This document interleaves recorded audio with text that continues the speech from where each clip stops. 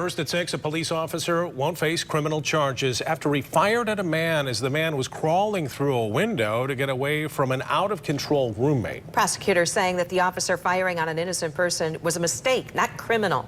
The man was almost hit by gunfire. Now he's speaking only to us, telling Barton Dieters what he thinks needs to happen to prevent this from happening again. The only response I'm getting is, gunshots. That's the only response there was.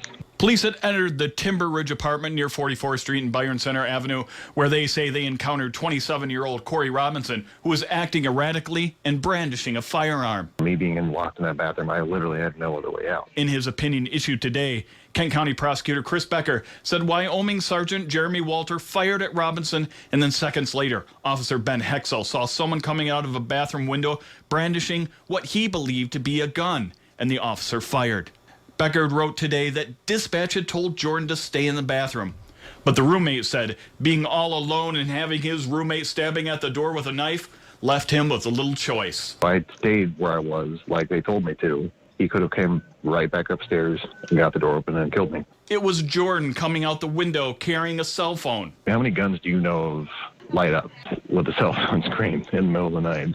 It's not very mistakable. Jordan was not hit by gunfire. Becker wrote today, quote, given the facts of this incident and how quickly they transpired and the level of danger facing the responding officers, Officer Hexel's decision to discharge his firearm becomes more clear. If somebody's coming out the window, you need to make sure you're doing your best to identify who that is that you're shooting at before you shoot. Jordan says he never believed that criminal charges were necessary, but he would like to see more training that calls on officers to know more before they start shooting. That's a stressful situation. Yes, it did happen quick, but I do believe in my heart that I'd made the right decision to go out the window. That was my only decision. Now, we haven't heard back from Wyoming police about whether the officers will be returned to duty. We're still waiting to hear from them. The suspect remains in custody, but is seeking a psychiatric exam. Live in the newsroom, Barton Dieters, 24-Hour News 8.